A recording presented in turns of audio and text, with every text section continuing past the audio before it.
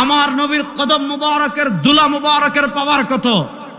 বাইতুল মাকদিসে আমার নবীর কদম মুবারক মাত্র এক রাত্রে এক মুহূর্তের জন্য পড়েছে। মেরাজের রাতে এক মুহূর্তের জন্য আমার নবীর কদম মুবারক বাইতুল মাকদিসে পড়েছে। আল্লাহ বলেন আল্লাযী বারাকনা হাওলা, আমার হাবিবের এক রাতের কদম মুবারকের উসিলায় পুরা ফিলিস্তিনকে আমি তোমাদের জন্য বরকতপূর্ণ করে দিয়েছি। এই ৭৭ বছরে বাইতুল মাকদিস হারিয়েছি, এই ৭৭ বছরে জেরুজালেম হারিয়েছি, এই ৭৭ বছরে কুদস হারিয়েছি, এই ৭৭ বছরে আসকালান হারিয়েছি, এই ৭৭ বছরে ইলাত হারিয়েছি, এই ৭৭ বছরে বাবেলুদ হারিয়েছি, এই ৭৭ বছরে পশ্চিম তীর হারিয়েছি, এই ৭৭ বছরে পবিত্র ভূমি হারিয়েছি। শুনেন মুসলমান, সুলতান সালাউদ্দিন আইয়ুবী রাহিমাহুল্লাহ যদি ৯০ বছরের মাথায় বায়তুল মাকদিস বিজয় করতে পারেন, আপনারা দেখেন ইসরায়েল বায়তুল মাকদিস দখল করে রাখার ৭৭ বছর হয়েছে, ৯০ বছর হওয়ার আর বেশি দিন বাকি নয়। আমরা যদি ৯০ বছরের মাথায় না পারি, ১০০ বছর হওয়ার আর বেশি দিন বাকি নয়। আপনারা দেখেন আফগানিস্তানে আল্লাহর মুজাহিদরা জেগে উঠেছে, আপনারা দেখেন সিরিয়ায় আল্লাহর মুজাহিদরা জেগে উঠেছে, আপনারা দেখেন আফ্রিকায় আল্লাহর মুজাহিদরা জেগে উঠেছে, আপনারা দেখেন বাংলাদেশেও আল্লাহর মুজাহিদরা জেগে উঠেছে। ইনশাআল্লাহ সময় আর বেশি দিন বাকি নয়, ওই ইসরায়েলকে কুত্তা পিটা করে বাইতুল মাকদিসকে আবার বিজয় করা হবে।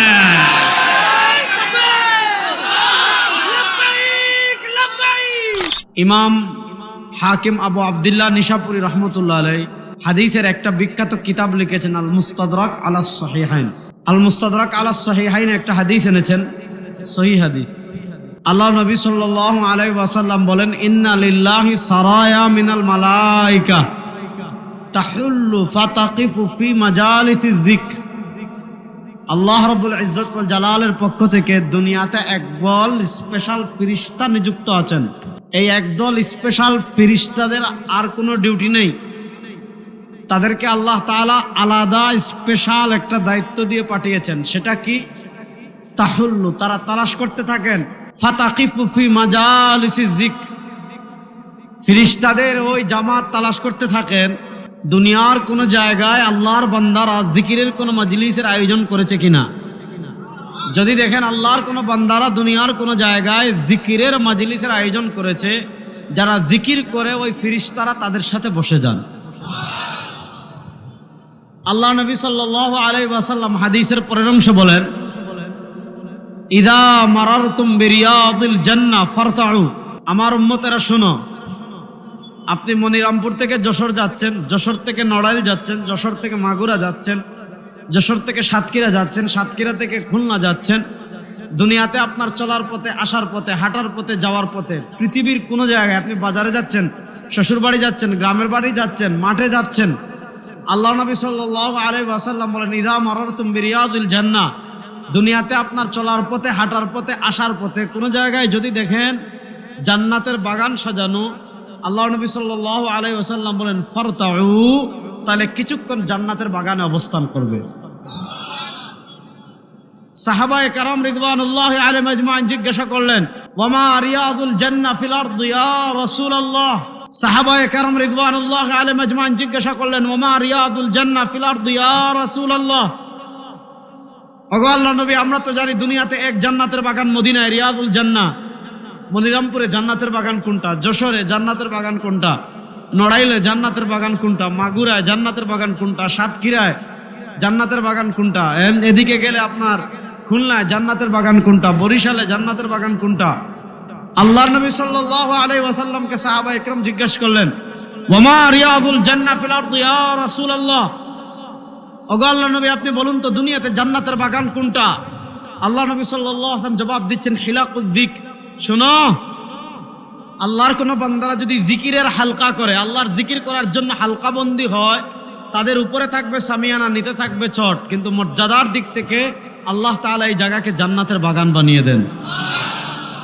না সুবহানাল্লাহ বাড়িতে জুড়ে বলবেন, এখানে আসতে বলেন। সুতরাং এই জান্নাতের বাগানে এসে আমরা খুশি না বেজার? জুড়ে বলেন। দেখি কারা কারা খুশি, হাত তুলেন তো। ইনশাআল্লাহ আমরা খুশি না বেজার? আসেন আজকে কিছু তিতা ওয়াজ করব, শোনার জন্য প্রস্তুত আছেন না নাই? খুব তিক্ত ওয়াজ করে যাব প্রথম দিন, হয় পছন্দ করবেন নাইলে নাই, শেষ। শুনেন, আমাদের নবী করিম সাল্লাল্লাহু আলাইহি ওয়াসাল্লাম তিনি আফজালুল আম্বিয়া। আমাদের নবী করিম সাল্লাল্লাহু আলাইহি ওয়াসাল্লাম তিনি ইমামুল আম্বিয়া। নবী করিম সাল্লাল্লাহু আলাইহি ওয়াসাল্লাম নিজে হাদিসে তার পরিচয় দিয়েছেন। আল্লাহ নবী সাল্লাল্লাহু আলাইহি ওয়াসাল্লাম বলেন, আনা সাইয়্যিদু ওয়ালাদি আদম লা ফখর, আনা ইমামুল আম্বিয়া লা ফখর। নবী করিম সাল্লাল্লাহু আলাইহি ওয়াসাল্লাম নিজে তার পরিচয় তুলে ধরতে গিয়ে বলেন, আমার পরিচয় জানো? আদমের যত সন্তান দুনিয়াতে জন্মগ্রহণ করবে সব সন্তানের নেতা হইলাম আমি। আনা ইমামুল আম্বিয়া লা ফখর। নবী করিম সাল্লাল্লাহু আলাইহি ওয়াসাল্লাম বলেন, আমার আরেকটা পরিচয় জানো? আনা ইমামুল আম্বিয়া। দুনিয়াতে যত নবী এসেছেন, যত রাসূল এসেছেন, সব নবী এবং রাসূলের নেতা হলাম আমি। সুবহানাল্লাযী আসরা বিআবদিহি লাইলাম মিনাল মসজিদিল হারাম ইলাল মসজিদিল আকসাল্লাযী বারাকনা হাওলা। আমার নবীর কদম মুবারকের পাওয়ার কত, আমার নবীর কদম মুবারকের দুলা মুবারকের পাওয়ার কত। মনোযোগ, আমার নবীর কদম মুবারকের পাওয়ার কত, আমার নবীর কদম মুবারকের দুলা মুবারকের পাওয়ার কত। বাইতুল মাকদিসে আমার নবীর কদম মুবারক মাত্র এক রাত্রে এক মুহূর্তের জন্য পড়েছে। মেরাজের রাতে এক মুহূর্তের জন্য আমার নবীর কদম মুবারক বাইতুল মাকদিসে পড়েছে। আল্লাহ বলেন, আল্লাযী বারাকনা হাওলা, আমার হাবিবের এক রাতের কদম মুবারকের উসিলায় পুরা ফিলিস্তিনকে আমি তোমাদের জন্য বরকতপূর্ণ করে দিয়েছি। সুতরাং মুসলমান, ফিলিস্তিনের মালিক আমরা। আপনারা ঠিক বললেও ঠিক, না বললেও ঠিক। বলেন, ফিলিস্তিনের মালিক না, রাস্তে বলেন, হাত তুলে বলেন, ফিলিস্তিনের মালিক, গাজ্জার মালিক, রাফার মালিক, আসকালানের মালিক, ইলাতের মালিক, বাবেলুদ্দের মালিক, কুদসের মালিক, জেরুজালেমের মালিক। ওই ইসরায়েল যে ডাকাতি করে 70 বছর থেকে আমার ঘর বাড়ি দখল করে রেখেছে, ওই ডাকাতদের সাথে চূড়ান্ত লড়াই করার জন্য মুসলমান প্রস্তুত আছেন তো ইনশাআল্লাহ? শুনেন, হিসাব ভালো করে আমি আপনাদেরকে বলে যাই। বাইতুল মাকদিস বিজয় করেছিলেন হযরত ওমর ইবনুল খাত্তাব। হযরত ওমর ইবনুল, কথা বলেন না, আপনারা কিরাম করতেছেন আমি বুঝতেছি না, জুড়ে বলেন। বাইতুল মাকদিস বিজয় করেছেন হযরত ওমর ইবনুল, হযরত ওমর ইবনুল খাত্তাব রাদিয়াল্লাহু তাআলা আনহুর যুগে হযরত আবু উবাইদা ইবনুল জাররাহ রাদিয়াল্লাহু তাআলা আনহু বাইতুল মাকদিস বিজয় করলেন। মুসলমানদের প্রথম কিবলা, প্রাণের কিবলা, আমার নবীর মেরাজের রাতের ইমামুল আম্বিয়া হওয়ার স্মৃতি বিজড়িত মসজিদে আকসা মুসলমানরা বিজয় করেছে। হযরত ওমর ইবনুল খাত্তাব মদিনা থেকে দিমাশক গিয়েছেন, গিয়ে দেখেছেন মসজিদে আকসা নোংরা করে রেখেছে। হযরত ওমর ইবনুল খাত্তাব নিজের জামা দিয়ে মসজিদে আকসা পরিষ্কার করেছেন। হযরত ওমর ইবনুল খাত্তাব রাদিয়াল্লাহু তাআলা আনহুর পরের যুগে 500 বছর বাইতুল মাকদিস আমাদের ছিল। মধ্যখানে একবার খ্রিস্টানরা দখল করেছিল, 90 বছর দখল করে রেখেছিল। এই উম্মার সিংহপুরুষ, দিগ্বিজয়ী মুসলিম বীর, ক্রুসেডারদের আতঙ্ক সুলতান সালাউদ্দিন আইয়ুবী রাহিমাহুল্লাহ, আল্লাহ তার কবরকে জান্নাতের টুকরা বানিয়ে দেন। সুলতান সালাউদ্দিন আইয়ুবী রাহিমাহুল্লাহ 90 বছরের মাথায় বাইতুল মাকদিসকে আবার বিজয় করেছিলেন। এরপর 950 বছরের মতো বাইতুল মাকদিসের মালিক ছিলাম আমরা। কারা? আর বলেন না কারা? 950 বছর পর 1948 সালে জারজ ইসরায়েল রাষ্ট্রের জন্ম হলো। 1948 সালে জারজ ইসরায়েল রাষ্ট্রের জন্ম হওয়ার পর 1948 সাল থেকে নিয়ে আজকে 2025 সালের 23 এপ্রিল, এই 77 বছর আমাদের জন্য দুঃখের, এই 77 বছর আমাদের জন্য কান্নার, এই 77 বছর আমাদের জন্য রক্ত দেওয়ার, এই 77 বছর আমাদের জন্য মার খাওয়ার। এই 77 বছরে বাইতুল মাকদিস হারিয়েছি, এই 77 বছরে জেরুজালেম হারিয়েছি, এই 77 বছরে কুদস হারিয়েছি, এই 77 বছরে আসকালান হারিয়েছি, এই 77 বছরে ইলাত হারিয়েছি, এই 77 বছরে বাবেলুদ হারিয়েছি, এই 77 বছরে পশ্চিম তীর হারিয়েছি, এই 77 বছরে পবিত্র ভূমি হারিয়েছি। শুনেন মুসলমান, সুলতান সালাউদ্দিন আইয়ুবী রাহিমাহুল্লাহ যদি 90 বছরের মাথায় বাইতুল মাকদিস বিজয় করতে পারেন, আপনারা দেখেন ইসরায়েল বাইতুল মাকদিস দখল করে রাখার 77 বছর হয়েছে, 90 বছর হওয়ার আর বেশি দিন বাকি নয়। আমরা যদি 90 বছরের মাথায় না পারি, 100 বছর হওয়ার আর বেশি দিন বাকি নয়। আপনারা দেখেন আফগানিস্তানে আল্লাহর মুজাহিদরা জেগে উঠেছে, আপনারা দেখেন সিরিয়ায় আল্লাহর মুজাহিদরা জেগে উঠেছে, আপনারা দেখেন আফ্রিকায় আল্লাহর মুজাহিদরা জেগে উঠেছে, আপনারা দেখেন বাংলাদেশেও আল্লাহর মুজাহিদরা জেগে উঠেছে। ইনশাআল্লাহ সময় আর বেশি দিন বাকি নয়, ওই ইসরায়েলকে কুত্তা পিটা করে বাইতুল মাকদিসকে আবার বিজয় করা হবে।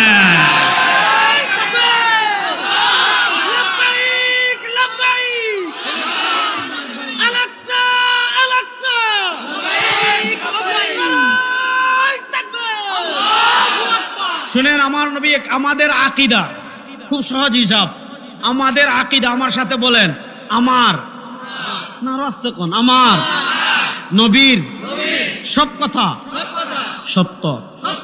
বলেন আমাদের নবীর সব কথা সত্য। আরো জোরে বলেন, আমাদের নবীর সব কথা, আমাদের নবীর সব কথা, আমাদের নবীর সব কথা।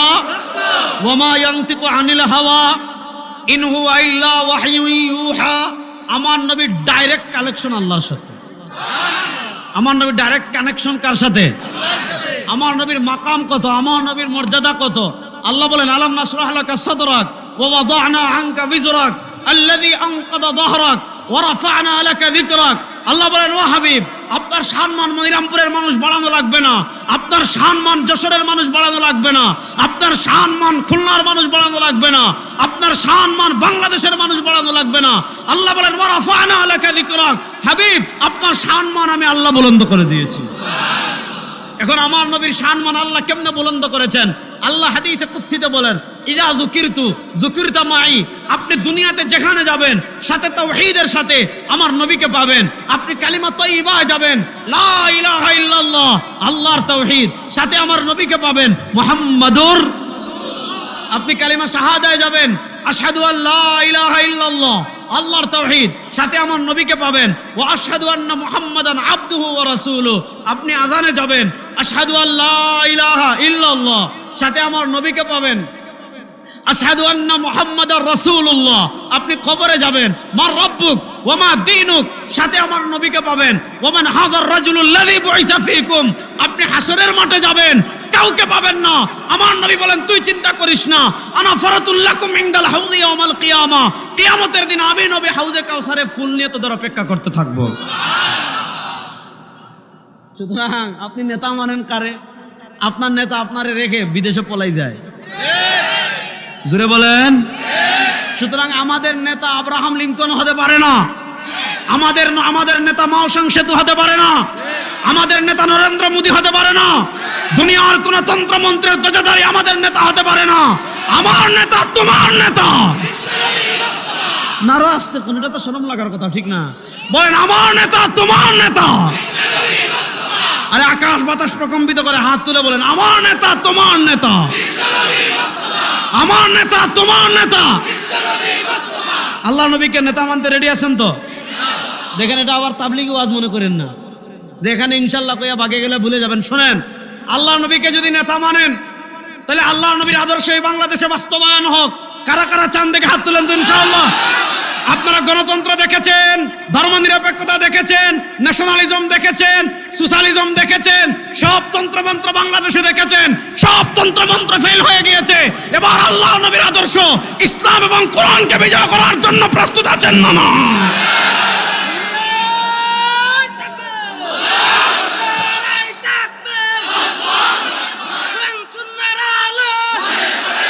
হয় নাই, দাঁড়ান। এই স্লোগানই তো সমস্যা। হেরা আমাদেরকে এটা শিখাইছে কোরআন সুন্নাহর আলো, ঘরে ঘরে জ্বালো। তারা কয় আপনি যত ইচ্ছা ঘরে জ্বালেন, আমাদের কোনো সমস্যা নাই। হিসাব ভালো করে বুঝেন। আপনি কোরআনের আলো ঘরে জ্বালবেন অবশ্যই, এটা আমি না করছি না, কিন্তু কোরআন কি আলো শুধু ঘরে জ্বালার জন্য আসছে? এই সংসদ কেমনে চলবে? কোরআনে আছে না নাই? নারা আসতে বলেন। অর্থনীতি কেমনে চলবে? কোরআনে আছে না নাই? বিচার ব্যবস্থা কেমনে চলবে? কোরআনে আছে না নাই? রাষ্ট্র কেমনে চলবে? কোরআনে আছে না নাই? ও যশোরের মুসলমান, 52 বছর গণতন্ত্র দেখেছেন, জাতীয়তাবাদ দেখেছেন, ধর্মনিরপেক্ষতা দেখেছেন। এবার আল্লাহর কোরআনের আলো সংসদে যাওয়ার জন্য প্রস্তুত আছেন?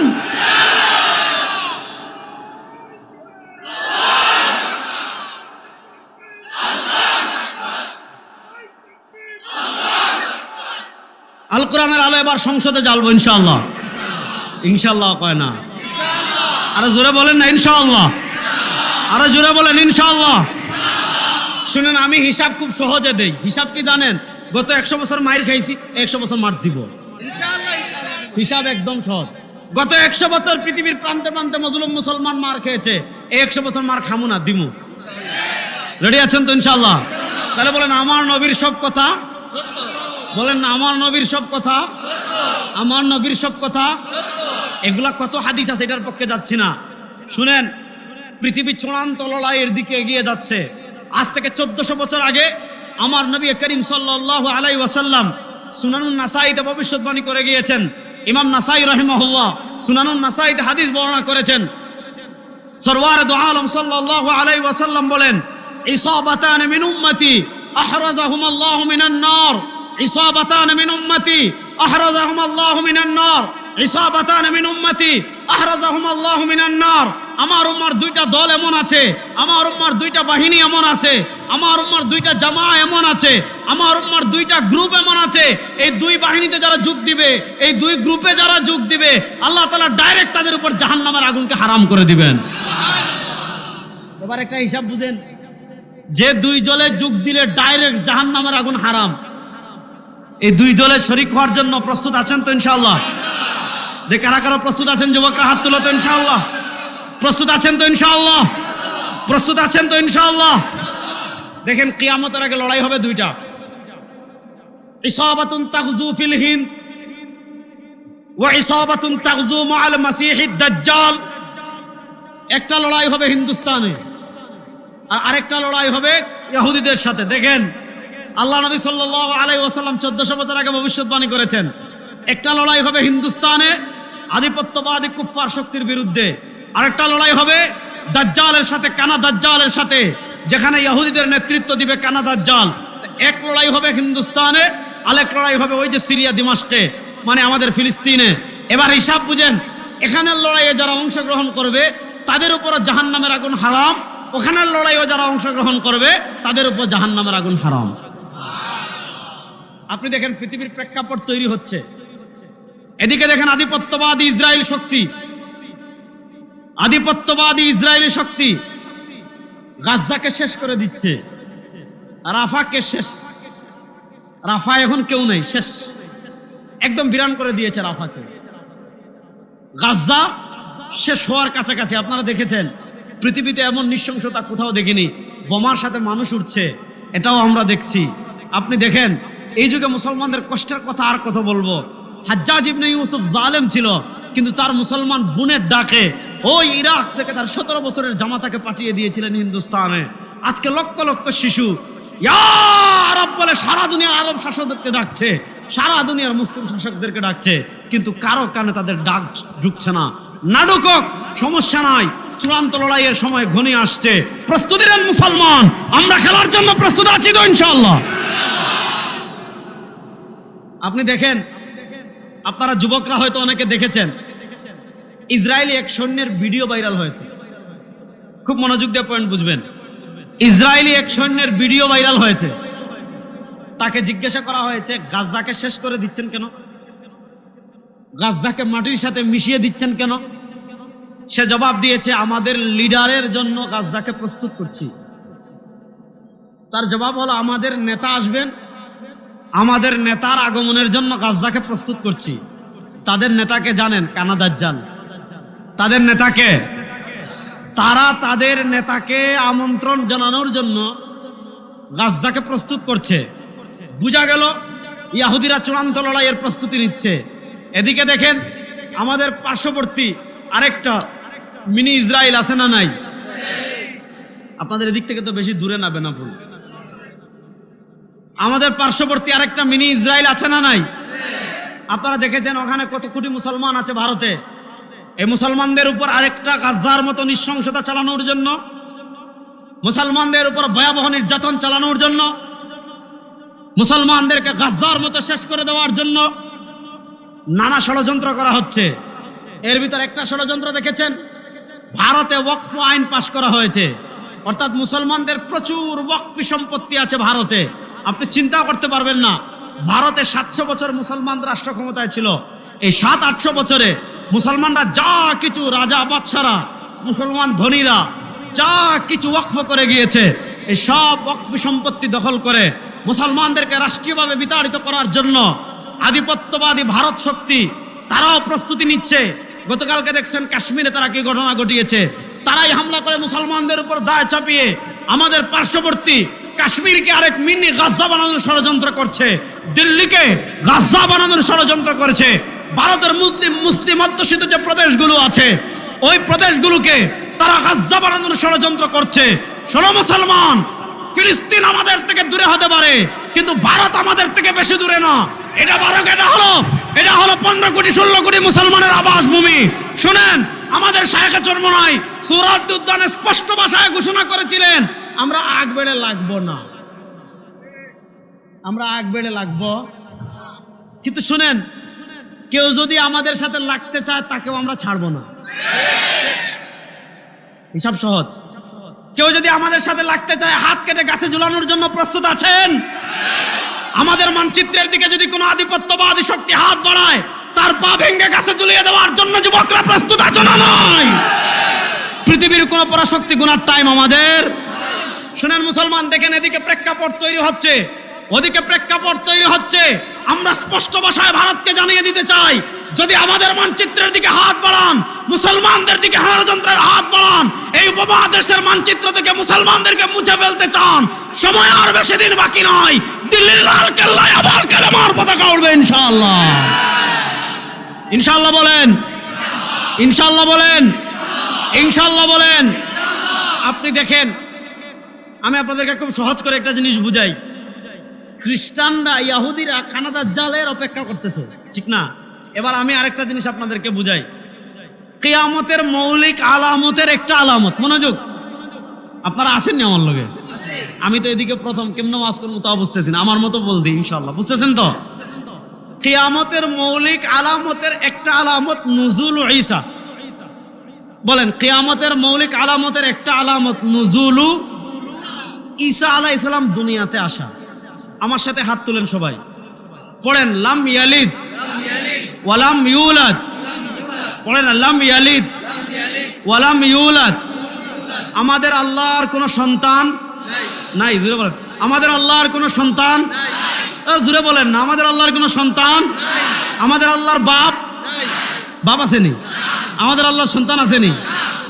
এখন খ্রিস্টানরা কি কয়? খ্রিস্টানরা কয় ঈসা আল্লাহর পুলা। নাউজুবিল্লাহ, বাড়িতে গিয়া বলবেন। শোনেন, খ্রিস্টানরাও আল্লাহ মানে, ইহুদিরাও মানে, হিন্দুরাও মানে, আমরাও মানি। মানার ভিতর পার্থক্য আছে না নাই? হিন্দুরা আল্লাহ মানে 33 কোটি, তারা বহুত্ববাদী। খ্রিস্টানরা আল্লাহ মানে 3 জন, তারা তৃত্ববাদী। ইহুদিরা আল্লাহ মানে 2 জন, তারা দ্বিত্ববাদী। একদল বহুত্ববাদী, একদল তৃত্ববাদী, একদল দ্বিত্ববাদী। আমরা তৃত্ববাদীও না, আমরা বহুত্ববাদীও না, আমরা দ্বিত্ববাদীও না। আমরা আকাশ বাতাস প্রকম্পিত করে বলি লা ইলাহা ইল্লাল্লাহ। আরে বলেন না, আমরা আকাশ বাতাস প্রকম্পিত করে বলি লা ইলাহা ইল্লাল্লাহ। বলেন না লা ইলাহা ইল্লাল্লাহ। শাহাদাত আঙ্গুল তুলে বলেন আমাদের আল্লাহ এক। বলেন না আমাদের আল্লাহ, আমাদের আল্লাহ। আজকে আপনি মিয়া জয় বাংলার স্লোগান দেন, ঠিক না? বাংলাদেশে 52 বছর দেখছেন জয় বাংলার স্লোগান দিয়ে চুরের বাচ্চারা হাজার হাজার কোটি টাকা চুরি করে নিয়ে গেছে। এদেশের 92% মুসলমান। শোনো মুসলমান, আল্লাহ বলেছেন ওয়া মা আরসালনা মিন ক্বাবলিকা মির রাসূলিন ইল্লা নুহি ইলাইহি আন্নাহু লা ইলাহা ইল্লা আনা ফা'বুদুন। আল্লাহ দুনিয়াতে যত নবী পাঠিয়েছেন সব নবীদের স্লোগান একটা ছিল, সেই স্লোগান হলো লা ইলাহা ইল্লাল্লাহ। বলেন না, সেই স্লোগান ছিল লা ইলাহা ইল্লাল্লাহ। আমরা এখন খানকায় যেমন লা ইলাহা ইল্লাল্লাহ স্লোগান দেই, বাংলাদেশের সংসদে লা ইলাহা ইল্লাল্লাহর স্লোগান দোলানোর জন্য প্রস্তুত আছেন? এটাই হবে আমাদের জাতীয় স্লোগান, লা ইলাহা ইল্লাল্লাহ। বলেন না লা ইলাহা ইল্লাল্লাহ। আবার যদি লামা জাবিদের মতো কোন না লা ইলাহা ইল্লাল্লাহ জুড়ে জিকির করা যাবে না, দলিল লাগলে আমার কাছে আইসেন, দলিল দিয়া খবর দিয়ে দিবেন। তাহলে বলেন আমাদের স্লোগান হবে লা ইলাহা ইল্লাল্লাহ। বলেন না লা ইলাহা ইল্লাল্লাহ। এখন খ্রিস্টানরা কয় তাদের নবী ঈসা আল্লাহর পুলা। এখন কইছে যে আল্লাহর পুলারে কি করবো? কয় ফাঁসি দিব। আমাদের মুফতি সাহেব হুজুর আজকে আসছেন এখানে, তিনি বয়ান করবেন, আপনারা তাকে অনেক মহব্বত করেন। এখন মহব্বত করে বলেন যে মুফতি সাহেব যেহেতু আসছে, তার মহব্বতে ওনার ছেলে মুজাহিদ ভাইরে ফাঁসিতে ঝুলাম, এটাকে মহব্বত? কথা বলেন, এটার নাম কি মহব্বত? আচ্ছা, ভালো করে বুঝেন। খ্রিস্টানরা সিদ্ধান্ত নিছে নবী ঈসা তাদের নবী আল্লাহর ছেলে, ফাঁসিতে ঝুলাবো। কেন ঝুলাবি রে ফাঁসিতে? কয় জীবনে অনেক গুনাহ আগে করেছি, জীবনে অনেক গুনাহ পরে করব। আমাদের সকল গুনাহের অগ্রিম কাফফারা স্বরূপ যত গুনাহ আগে করেছি, যত গুনাহ পরে করব, আমাদের সকল গুনাহের অগ্রিম কাফফারা স্বরূপ আল্লাহর ছেলেকে ফাঁসিতে ঝুলাবো। কেন ঝুলাবি? যাতে আল্লাহ তার ছেলের ফাঁসির কারণে আমাদের সব গুনাহ মাফ করে দেন। ঈসা আলাইহিস সালাতু ওয়াস সালামকে ফাঁসিতে ঝুলানোর জন্য, শুলিতে চড়ানোর জন্য তারা ঈসা আলাইহিস সালামের ঘর যখন ঘেরাও করে ফেলেছে, আল্লাহ তাআলা জিবরিল আমিনের মাধ্যমে ঈসা আলাইহিস সালামকে ডাইরেক্ট চতুর্থ আসমানে তুলে নিয়েছেন।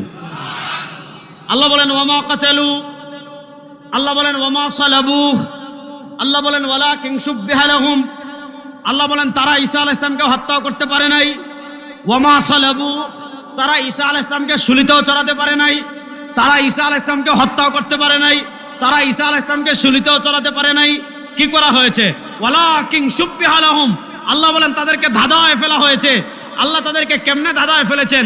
তারা যখন ঈসা আলাইহিস সালামকে হত্যা করার জন্য, শুলিতে চড়ানোর জন্য খ্রিস্টানরা ঘর ঘেরাও করেছে, আল্লাহ তাআলা ঈসা আলাইহিস সালামকে জীবিত অবস্থায় আসমানে তুলে নিয়েছেন। এরপরে তাদের সবচেয়ে বড় মাস্তান যখন ঘরে ঢুকেছে, আল্লাহ তাআলা কুদরতিভাবে তার চেহারা ঈসার মতো বানাই দিয়েছেন। এখন পরবর্তী যারা আইছে এরা এরে মাইরা রক্ত টক্ত ভাগ কইরা, চুল টুল ভাগ কইরা নিয়ে যাওয়ার পর বলে, ওই ঈসারে তো মারলাম, আমাকে বস কই গেল? তো পাওয়া যাচ্ছে না। তাহলে তারা ঈসাকে হত্যা করতে পারে? বলেন, তারা ঈসাকে হত্যা করতে পারে? তাহলে আমাদের বলেন, আমাদের আকীদা, জুড়ে বলেন, আমাদের আকীদা ঈসা আসমানে জিন্দা। বলেন ঈসা আলাইহিস সালাম আসমানে, জুড়ে বলেন ঈসা আলাইহিস সালাম আসমানে, ঈসা আলাইহিস সালাম আসমানে। এবার আসেন খুব সংক্ষেপে বলি, দাজ্জাল দুনিয়াতে আসবে। আল্লাহ নবী সাল্লাল্লাহু আলাইহি ওয়াসাল্লাম বলেন ইন্নাহু আওয়ার, দাজ্জালের এক চোখ হবে কানা। ওয়া ইন্না রাব্বাকুম লাইসা বিআওয়ার, আমাদের আল্লাহ কি কানা? জোরে বলেন, আমাদের আল্লাহ কি কানা? সংক্ষেপে বলি, হযরত নওয়াস ইবনে সামআন রাদিয়াল্লাহু তাআলা হাদিস সুনান ইবনে মাজাতে আসছে, সরওয়ারে দু আলম সাল্লাল্লাহু আলাইহি ওয়াসাল্লাম বলেন, দাজ্জাল দুনিয়াতে এসে ইয়ামকুসু ফিল আরদি 40, দাজ্জাল দুনিয়াতে এসে 40 দিন থাকবে। ইয়াউমুন কা সানাতিন, দাজ্জালের প্রথম দিন হবে 1 বছরের মতো লম্বা। ইয়াউমুন কা জুমআতিন, দাজ্জালের দ্বিতীয় দিন হবে 1 মাসের মতো লম্বা। ইয়াউমুন কা শাহরিন, দাজ্জালের দ্বিতীয় দিন হবে 1 মাসের মতো লম্বা। ইয়াউমুন কা জুমআতিন, দাজ্জালের তৃতীয় দিন হবে 1 সপ্তাহের মতো লম্বা। ওয়া বাকিল আইয়ামিকা আইয়ামিহা, ওয়া বাকিল আইয়ামিকা আইয়ামিহা, বাকি 37 দিন হবে আমাদের মতো সাধারণ দিন। দাজ্জাল পৃথিবী ঘুরে বেড়াবে, অনেক ম্যাজিক দেখাবে, তার সাথে অনেক ম্যাজিক থাকবে। কি কি ম্যাজিক থাকবে, সে কি কি ম্যাজিক দেখাবে ওই আলোচনায় আমি যাচ্ছি না। কি কি ম্যাজিক দেখাবে? দাজ্জাল অনেক ম্যাজিক দেখাবে, মুনাফিকরা তার সাথে যোগ দিবে। দাজ্জাল মদিনায় যাবে, তারজুফুল মদিনা সালাসা রাজফাত।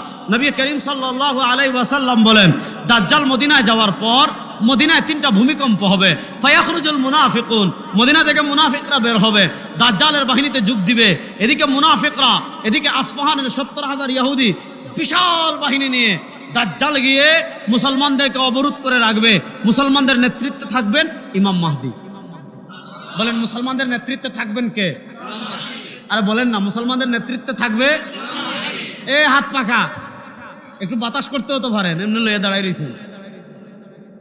কথা ভালো করে বুঝেন, মুসলমানদের নেতৃত্বে থাকবেন কে? ইমাম। বলেন না, মুসলমানদের নেতৃত্বে থাকবেন কে? ইমাম মাহদি। মনোযোগ, মুসলমানদের নেতৃত্বে থাকবেন কে? ইমাম। রাতের শেষ প্রহর, মনোযোগ, রাতের শেষ প্রহর মুয়াজ্জিন ফজরের আযান দিয়ে দিয়েছে, আল্লাহু আকবার, আল্লাহু আকবার, আশহাদু আল্লা ইলাহা ইল্লাল্লাহ, আশহাদু আন্না মুহাম্মাদার রাসূলুল্লাহ। ফজরের আযান হয়ে গিয়েছে, মুসলমানরা ফজরের সুন্নত পড়ে ফেলেছে। মনোযোগ, মুসলমানরা ফজরের সুন্নত পড়ে ফজরের জামাত পড়ার জন্য কাতারবন্দি হয়ে গিয়েছে। ইমাম মাহদি ইমামতি করার জন্য জায়নামাজের সামনে অগ্রসর হয়ে গিয়েছেন। এদিকে দাজ্জাল মুসলমানদেরকে অবরোধ করে রেখেছে। ইমাম মাহদী যখন ফজরের নামাজ পড়ানোর জন্য যায় নামাজের সামনে চলে যাবেন, ইকামত শুরু হয়ে যাবে অবস্থা, আল্লাহ তাআলা সিরিয়ার জামে খালিদ ইবনুল ওয়ালিদের সবুজ গম্বুজে আসমান থেকে দুইজন ফেরেশতার কাঁধে ভর করে আবার ঈসা আলাইহিস সালামকে দুনিয়াতে পাঠাবেন। এটা মজার তথ্য দেই, ঈসা আলাইহিস সালাম যখন দুনিয়াতে দুইজন ফেরেশতার কাঁধে ভর করে নামবেন, মনোযোগ, ভর করে নামবেন, হাদিসে আসছে তার চুল থেকে পানি টপ টপ করে পড়তে থাকবে, মনে হচ্ছে তিনি গোসল করে আসতেছেন, আর ওই পানির ফুটাগুলো দেখলে মনে হবে মণিমুক্তা ঝরতেছে। ভালো করে বুঝেন, ঈসা আলাইহিস সালাম দুনিয়াতে আসার পর চূড়ান্ত খেলা হবে ইনশাআল্লাহ। ইনশাআল্লাহ বলেন। আজকে দেখেন ইসরায়েলের ইহুদিরা এখন থেকে সেই যুদ্ধের প্রস্তুতি নিচ্ছে, তারা কানা দাজ্জালের অপেক্ষা করতে পারে, আমরাও হযরত ঈসার অপেক্ষা করব, কিন্তু আমরা ঈসার অপেক্ষায় বসে থাকবো না, কারণ পৃথিবীর প্রেক্ষাপট চেঞ্জ হওয়া শুরু হয়েছে। আফগানিস্তানে মুজাহিদরা বিজয় লাভ করেছে, সিরিয়ায় মুজাহিদরা বিজয় লাভ করছে। ইনশাআল্লাহ আমরা আল্লাহর জাতের কসম করে বলতে পারি, সময় আর বেশি দিন বাকি নয়, ফিলিস্তিনের মজলুম মুসলমানরা আবার বিজয় পতাকা উড়াবে ইনশাআল্লাহ। ইনশাআল্লাহ বলেন। এদিকে ঈসা আলাইহিস সালামের সাথে দাজ্জালের যুদ্ধ হবে। বিশ্বাস করেন ভাইরা, ওই দিন ইহুদিদেরকে এমন পিটামু। রেডি আছেন তো? এই যুবক কারা কারা রেডি আছে দেখে হাত তোলো ইনশাআল্লাহ। এমন পিটামু বুঝছেন, শুনেন, এমন পিটামু জান বাঁচানোর জন্য গাছের পিছনে গিয়ে লুকাইবে। আল্লাহ তাআলা গাছের জবান খুলে দিবেন, গাছ বলবেন ইয়া মুসলিম ওরা ইহুদি ফাকতুল, গাছ ডাক দিব, ও মুসলমান কই গেলা, দেখ এক ইহুদি আমার পিছনে লুকাইছে, না মাইরা ফেল। রেডি আছেন তো ইনশাআল্লাহ? খেলা হবে ওইদিকে, এদিকে খেলা হবে জানেন, এদিকে হিন্দুস্তানে আধিপত্যবাদী কুফফার শক্তির বিরুদ্ধে লড়াই হবে, প্রচন্ড যুদ্ধ হবে। অর্ধেকের বেশি মুসলমান শহীদ হওয়ার পর আল্লাহ তাআলা মুসলমানদেরকে বিজয় দান করবেন। মুসলমানরা বিজয় লাভ করার পর, মনোযোগ, মুসলমানরা বিজয় লাভ করার পর সেই যুগে মুদির চেলাপালা যারা থাকবে, যারা কাফেরদের নেতৃত্বে থাকবে, মুসলমানরা এদেরকে বন্দী করবে, এদের গলায় শিকল লাগাবে, শিকল লাগিয়ে এরা যাবে। এরা যখন দিমাশকে যাবে, হযরতে ঈসা আলাইহিস সালামের সাথে এদের সাক্ষাৎ হয়ে যাবে। না সুবহানাল্লাহ আসতে বলেন। তাহলে হিসাব মিলতেছে নি? বলেন হিসাব মিলে কি মিলে না?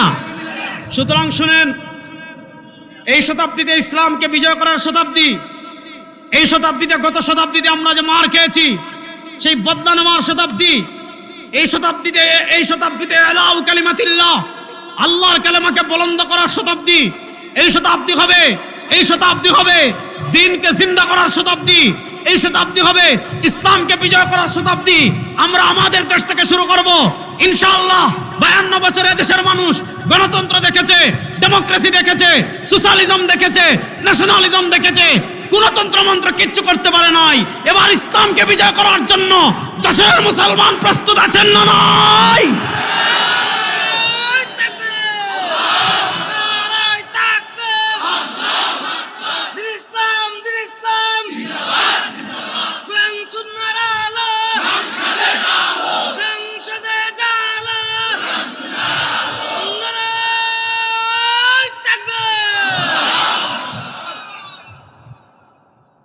বলছিলাম তিতা আওয়াজ করবো, এখন মিঠা আওয়াজ হয়ে যাচ্ছে নাকি? যাক, মিঠা তিতা যাই হোক, সমস্যা নাই। তাহলে এবার আসেন ভাইয়া, তুমি দ্রুত বসো, মুরব্বীদের কষ্ট হচ্ছে, কথা ভালো করে বুঝেন। আমি যেই প্রসঙ্গে ছিলাম, আবার মূল কথায় আসি, ভালো করে বুঝেন। এই শতাব্দীতে আমাদেরকে দুটা ফিতনার মোকাবেলা করতে হবে। আপনারা জানেন এই শতাব্দীতে মুসলমানদের উপর ভয়ঙ্কর যে ফিতনা চাপিয়ে দেওয়া হয়েছে, যে ফিতনায় পড়ে আমরা অনেকে ঈমান হারাই কিন্তু জানি না। এদের মধ্যে দুইটা ফিতনা, একটা হলো ধর্মনিরপেক্ষতা, আর হলো ন্যাশনালিজম। শুনেন, আমাদের পরিচয় বাঙালি না। যারা বলবে আমরা বাঙালি, এরা ভারতের দালাল। বলেন, যারা বলবে আমাদের জাতীয়তাবাদ বাঙালি, এরা ভারতের। আমাদের জাতীয়তাবাদ বাঙালি না, আমাদের জাতীয়তাবাদ বাংলাদেশি না। বাংলাদেশি এটা আমাদের দেশীয় পরিচয়, মনোযোগ, বাংলাদেশি এটা আমাদের দেশীয় পরিচয়। আমাদের জাতীয়তাবাদ আমরা মুসলিম। বলেন আমাদের জাতীয়তাবাদ আমরা, বলেন আমাদের জাতীয়তাবাদ আমরা। আপনারা ক্লান্ত হয়ে গেছেন? তাহলে জুড়ে বলেন আমাদের জাতীয়তাবাদ আমরা। আমাদের জাতীয়তাবাদ আমরা আমাদের জাতীয়তাবাদ আমরা আল মুসলিমুনা কাজাসাদিন ওয়াহিদ লা ফাদলা লিআরাবিয়্যিন আলা আজামিন ওয়ালা লিআজামিন আলা আরাবিয়্যিন আল মুসলিমু মান সালিমা আল মুসলিমুনা মিন লিসানিহি ওয়া ইয়াদিহি। আপনি হাদিসে পড়লে, আপনি কোরআন পড়লে দেখবেন আল্লাহ তাআলা আমাদেরকে যে কনসেপ্ট দিয়েছেন, নবী করিম সাল্লাল্লাহু আলাইহি ওয়াসাল্লাম যে কনসেপ্ট দিয়েছেন, সেটা হলো সারা দুনিয়ার মুসলমানদের জাতীয়তাবাদ একটা, সারা দুনিয়ার মুসলমানদের ন্যাশনালিজম একটা, সেটা হলো আমাদের জাতীয় পরিচয় আমরা মুসলিম। বলেন আমাদের জাতীয় পরিচয় আমরা মুসলিম। জোরে বলেন আমাদের জাতীয় পরিচয় আমরা মুসলিম। আর মুসলমানদের একমাত্র জাতির পিতা হযরতে, এখনো ভয় পাইতেছেন না? আওয়ামী লীগ তো ভাগার 9 মাস হয়ে গেছে। বলেন মুসলমানদের একমাত্র জাতির পিতা হযরতে, জোরে বলেন মুসলমানদের একমাত্র জাতির পিতা হযরতে। আল্লাহ বলেন মিল্লাতা আবিকুম ইব্রাহিম হুয়া সাম্মাকুমুল মুসলিমিন। নবী করিম সাল্লাল্লাহু আলাইহি ওয়াসাল্লাম হাদিসে নিজে তার পরিচয় দিয়েছেন। হাদিসে নিজে তার পরিচয় দিতে গিয়ে বলেন আনা দাওয়াতু আবি ইব্রাহিম আনা বাশারাতু ঈসা। নবী করিম সাল্লাল্লাহু আলাইহি ওয়াসাল্লাম বলেন আমার পরিচয় জানো, আনা দাওয়াতু আবি ইব্রাহিম, আমার পরিচয় হলো আমি আমার জাতির পিতা হযরত ইব্রাহিমের দোয়ার ফসল। তাহলে আমাদের জাতীয়তাবাদ আমরা, এটা আকীদা মুখস্থ রাখতে হবে। আমাদের জাতীয়তাবাদ আমরা, পিছন থেকে আওয়াজ আসতেছে না, আমাদের জাতীয়তাবাদ আমরা, আর আমাদের জাতির পিতা হযরতে। এবার আসেন এই শতাব্দীতে আমাদের ভিতর জাতীয়তাবাদ ঢুকিয়েছে। আপনাকে বলে আপনার সবচেয়ে বড় পরিচয় আপনি বাঙালি, ওদেরকে বলে আপনার সবচেয়ে বড় পরিচয় আপনি পাকিস্তানি। এখানে আমাদেরকে বিভিন্ন জাতিতে তারা ভাগ করেছে। এখানে বলেছে তোমরা বাংলাদেশি, বাস এখানে একজনের আব্বা বানাইছে। ওদেরকে বলেছে তোমরা পাকিস্তানি, জিন্নারে আব্বা বানাইছে। ওদেরকে বলছে তোমরা তুর্কি, কামাল পাশারে আব্বা বানাইছে। ওদেরকে বলছে তোমরা সিরিয়ান, বাশার আল আসাদের বাপরে আব্বা বানাইছে। আমি গেছি উজবেকিস্তানে, গেছি সমরকন্দে। সমরকন্দে একটা বিখ্যাত মাদ্রাসা আছে, 3টা একসাথে রেগিস্তানে, এখন নাই, আগে ছিল, যেখানে অনেক বড় বড় ইমামগণ পড়েছেন। হেদায়া যিনি লিখেছেন তিনি পড়েছেন, ইমাম মাতুরিদি পড়েছেন, চিকিৎসক ইবনে সিনা তিনি পড়েছেন। ওই মাদ্রাসায় গেলাম, ওখানে দেখলাম এখন তোর মাদ্রাসা পর্যটক কেন্দ্র বানাই ফেলছে, বিশাল একটা মূর্তি। জিগাইলাম এটা কার মূর্তি রে? যাদের তাদের জাতির পিতার মূর্তি। এখন দেখেন আমাদের ভিতর জাতীয়তাবাদ পুশ করে দিয়েছে। এদেরকে বলে তোমাদের জাতীয়তাবাদ বাংলাদেশি, বস এখানে একজনের আব্বা বানাও। শুনেন, কোন লেডি ফেরাউনের বাপ, কোন স্বৈরাচারের বাপ, কোন খুনির বাপ, কোন ভারতের দালালের বাপ আমাদের জাতির পিতা হতে পারে না। আমাদের একমাত্র জাতির পিতা হযরতে, বলেন আমাদের একমাত্র জাতির পিতা হযরতে। এর বাইরে যারাই নিজেদেরকে জাতির পিতা দাবি করবে সব গুড়ার ডিমে ছাড়া আর কিচ্ছু না। আমাদের একমাত্র জাতির পিতা হযরতে। এই আমাদের মধ্যে একটা জাতীয়তাবাদ ঢুকিয়ে আমাদেরকে ছিন্ন ভিন্ন করে দিয়েছে। এই ছিন্ন ভিন্ন করার কারণেই আল্লাহ নবী বলেছেন আল মুসলিমুনা কাজাসাদিন ওয়াহিদ, সারা দুনিয়ার সব মানুষ এক দেহের ন্যায়।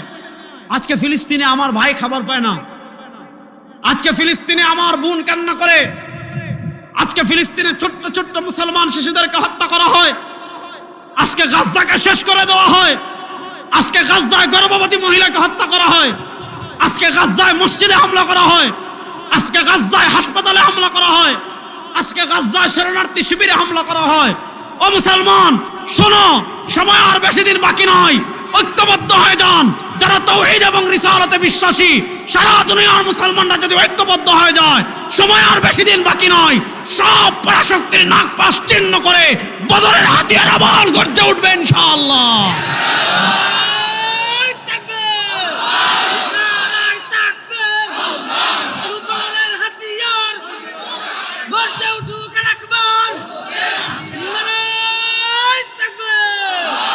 আমার সময় শেষ দিকে চলে আসছে। শুনেন, একটা সমস্যা হলো আমাদেরকে জাতীয়তাবাদ দিয়ে ছিন্ন ভিন্ন করে দিয়েছে।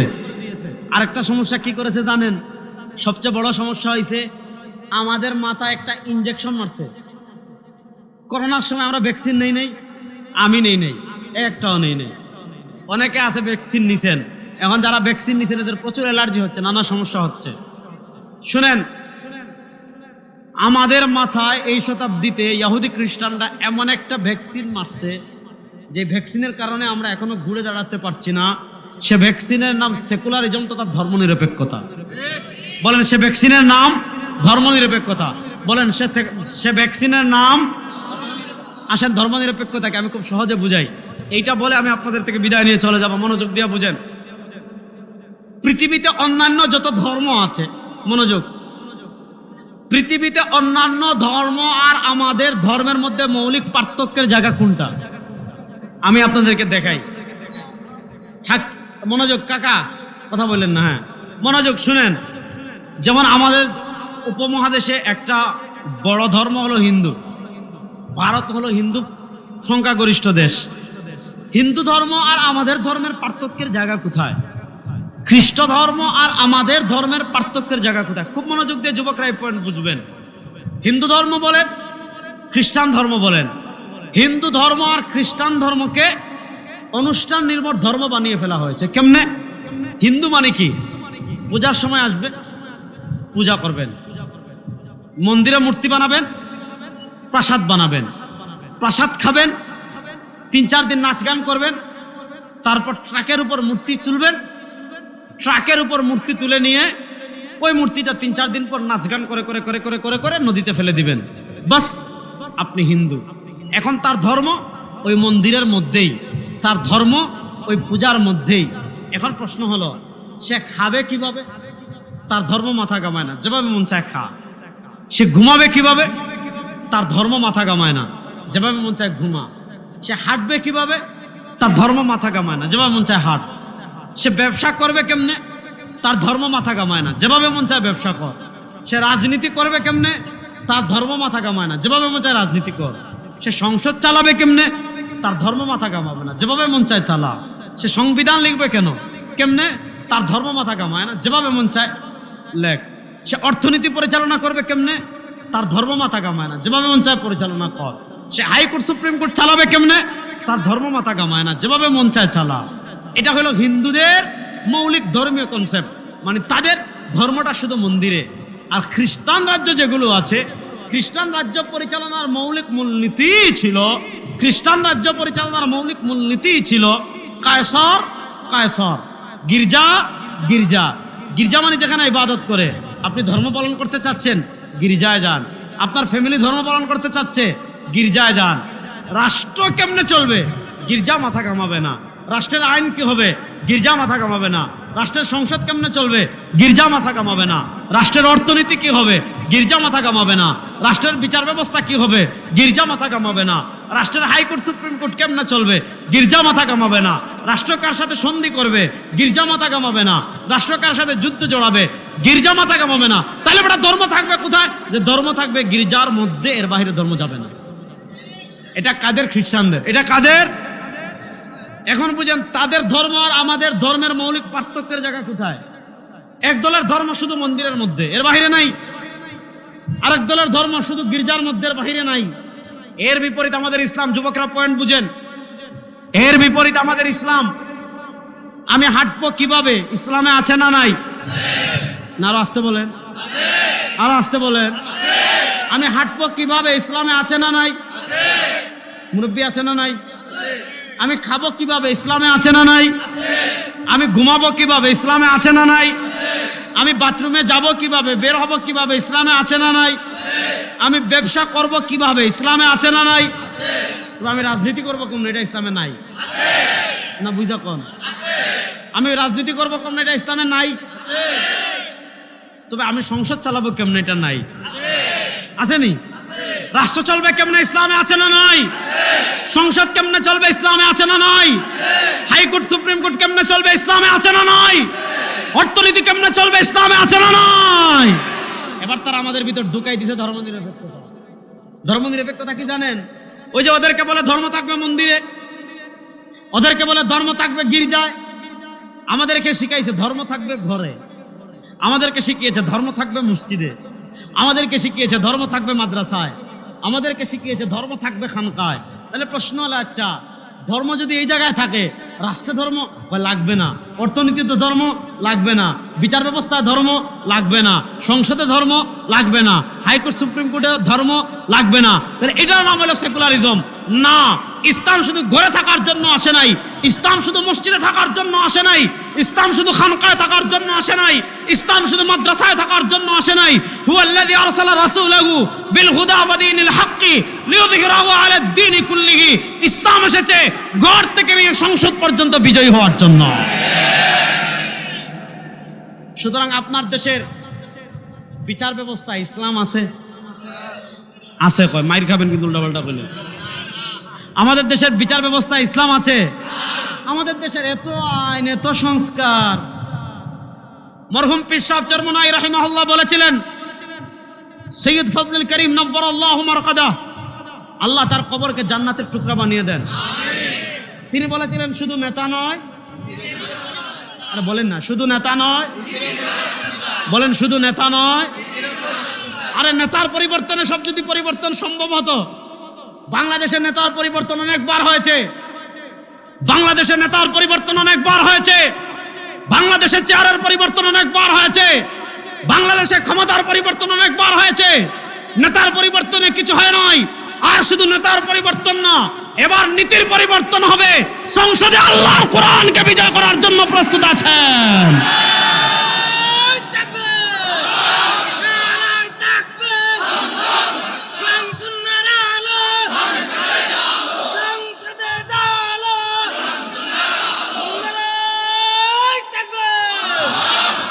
আমাদের দেশে এত আইন, এত কিছু, চুরি তো বন্ধ হয় না?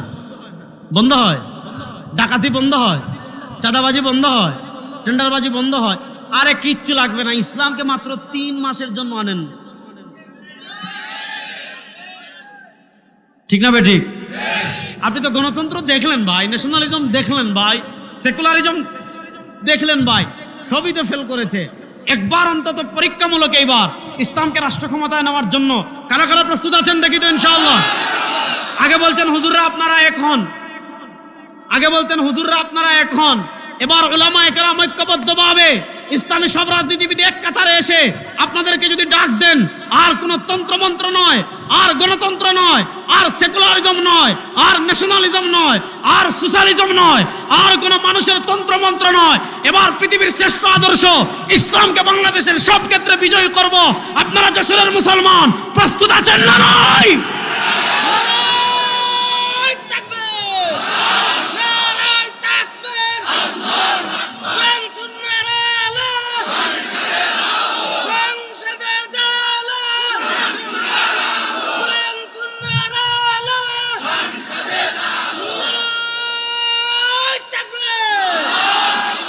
ইনশাআল্লাহ আমাদের সংগ্রাম অর্ধেক হয়েছে 2024-এর জুলাই আগস্টে।